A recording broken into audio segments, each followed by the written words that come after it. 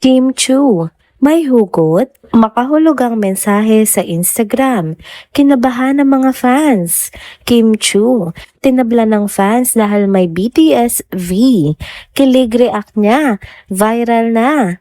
Tara, kwentuhan muli tayo.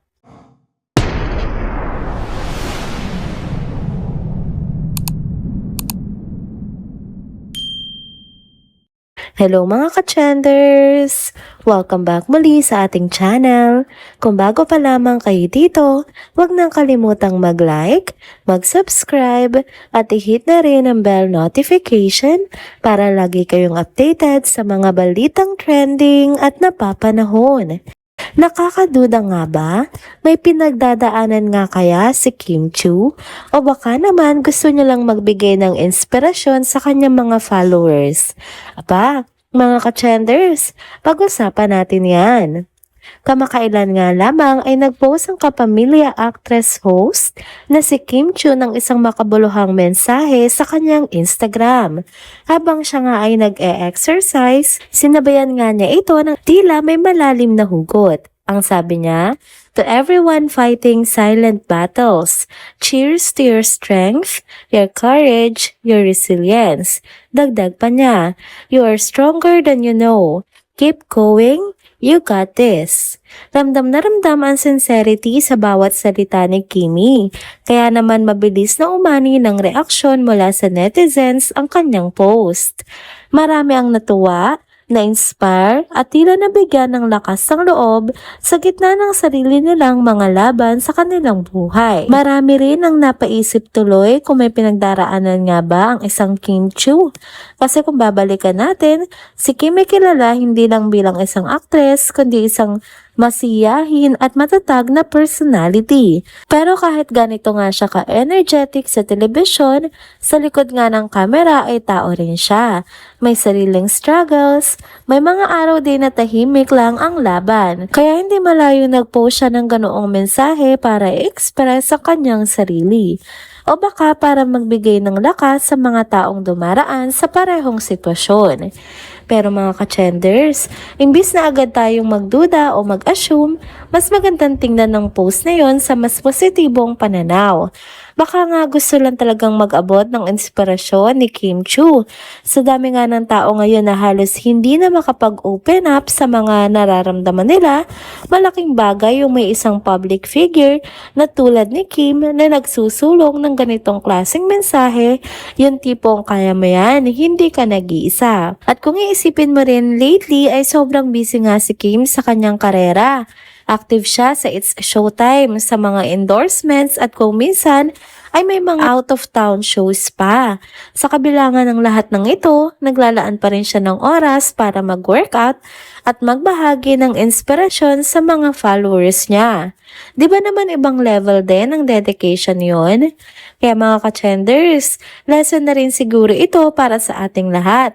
Hindi natin alam ang tahimik na laban ng bawat isa, kahit patila masaya sila sa social media, kaya importante ang pagiging mabuti at maunawain. At para kay Kim, saludo kami sa iyo. Sa gitna ng kasikatan at kabisihan mo, hindi mo nakakalimutang magbigay ng liwanag at pag-asa sa iba. Sana mas marami pang tulad mo na gagamit ng platform nila para sa good vibes at inspirasyon. Yun na nga. Next topic naman tayo. Mga ka-trenders, may bagong pakulo na naman ang chinita princess natin na si Kim Chu. At this time, hindi si Paolo Avellino ang dahilan ng kanyang kilig, kundi walang iba si BTS V. Yes mga ka-trenders, hindi nga kinaya ni Kim Chu ang biglaang pagsulpot sa social media ng ultimate bias ng si Kim Taeyong o mas kilala natin bilang V ng BTS. Napa-high pitch talaga ang boses ni Kim sa sobrang tuwa at kilig. Sino ba naman ang hindi, 'di ba? Aba, nag-trending kasi ang video ni V na todo hataw sa isang collab dance kasamang isang sikat na K-pop choreographer na si Lee Jung Lee. Ang eksena, boom, nakapost nga sa X ang video mula sa SK Pop Culture. Syempre, hindi yan pinalampas ni Kim. Agad siyang nag-react at nag-comment ng V na punong-puno ng excitement. Kung maririnig mo lang yon, parang nasa concert siya ng BTS at first row siya sa kilig. Pero teka lang, hindi ito basta-bastang fangirling moment lang. Abay, inulan nga siya ng mga nakakatuwang komento mula sa mga Kim Pao fans at mga fellow armies. Ang iba, pabirong pinapila siya.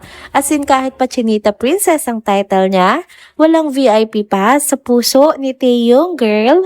May mga nagsabi pa na, "Hoy Kim Chu, kahit si Chinita Princess ka, mahaba pa nga ang pila sa likod girl." May isa namang nagbitaw ng linya na parang may kasunduan na sila ni V. Nag-eye to eye na kami, nagkaintindihan na kami. Sorry Kimi, di pwedeng daanin sa ganda. Ang iba naman, super game lang talaga. Sorry po Kimi, need nating pumila. Pila lang po tayo sa likod. At meron pang isa na todo support kay Kim at kay Paolo. Pero pagdating kay V, B, iyon na si Paolo. Dito kay V, pila sa pinakadulo kami. Tawang-tawa ang mga netizens sa cute na reaksyon ni Kim. Para bang nawala ang pagiging big star niya at naging simpleng fangirl na lang. Relate na relate ang mga armies at fans sa kanya. Nakita natin dito yung raw at genuine na side ni Kim. Aminin natin, nakakatuwa rin makita na kahit isang sikat na artista, wala rin panlaban sa charm ni V. Ang sayang panoorin ang ganitong mga moments, no? Pinapakita lang na kahit ganito ka pa kasikat o ka-busy sa show business, kapag nakita mo rin ang idol mo, balik fangirl ka talaga. At sa kaso ni Kim, full package ang kilig, tili at biroan ng netizens. Sa huli, makikita natin na ang pagiging fan ay walang pinipiling estado. Pare-pareho tayong kinikilig, tumitili at pumipila, kahit sa likod pa yan. There you go mga ka-trenders, dito na po nagtatapos ang ating isa na namang trending video update. Salamat sa inyong pagsubaybay at pagsama sa akin hanggang sa dulo ng video na ito.